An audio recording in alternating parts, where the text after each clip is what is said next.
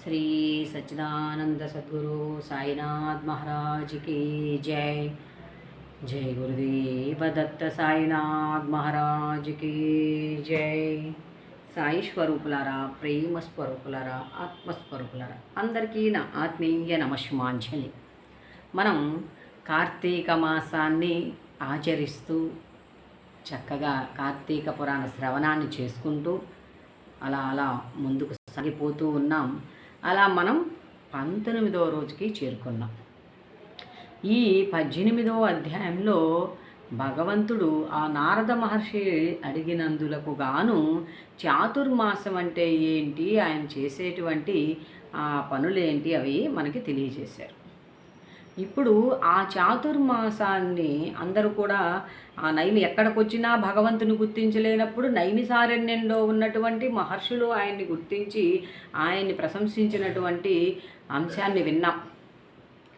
ఇప్పుడు అందరిలో ఉన్నటువంటి ఒక మహాత్ముడు, ఒక మహానుభావుడు, జ్ఞానసిద్ధి అనేటువంటి ఒక మునీశ్వరుడు అడిగాడట, స్వామి ఈ చాతుర్మాస వ్రతం విధానం ఏంటి, ఎలా దాని ఫలితం ఉంటుంది, ఎలా దాన్ని ఆచరించాలి అని అడిగాడట.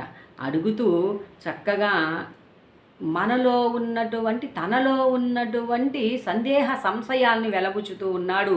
మనందరి కోసం కూడా జ్ఞానసిద్ధుడు.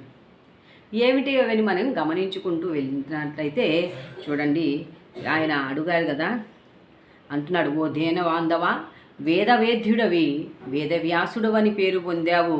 అంతేకాకుండా బ్రహ్మ అద్వితీయుడవు, చంద్రులే నేత్రములుగా కలిగినటువంటి వాడవు నీవు. అలా సర్వాంతర్యామివి, బ్రహ్మ రుద్ర దేవేంద్రాదులచే పూజింపబడుతున్నటువంటి వాడివి, నిత్యుడవు, నిరాకారుడవు.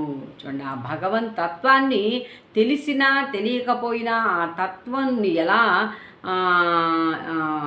ప్రకటితం చేస్తున్నాడో చూడండి. నిత్యుడవు అంటున్నాడు, నిరాకారుడు అంటే ఆకారమే లేనటువంటి వాడివయ్యా, నువ్వు ఎప్పుడు కూడా ఉండేటువంటి వాడివి అని చెప్తూ సర్వజనుల చేత పూజింపబడుతున్నవో మాధవా, నీకివే మా హృదయపూర్వక నమస్కారములు అని చెప్పి జ్ఞానసిద్ధుడు ఇంకా ఇలా అంటున్నాడు, సకల ప్రాణకోటికి ఆధారభూతమైన ఓ నందనందనుడా, మా యొక్క స్వాగతాన్ని స్వీకరించము. ఈ నైమిసారి నీ దర్శన భాగ్యం వలన మేము మా ఆశ్రమములు ఇవన్నీ కూడా మా నివాస స్థానములు అన్నీ పవిత్రములైనవి.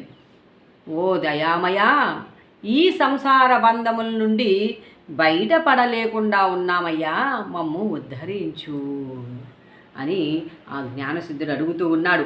మానవుడు ఎన్ని పురాణాలు చదివినా, ఎన్ని శాస్త్రములు విన్నా నీ దివ్య దర్శనాన్ని బడయజాలడయ్యా.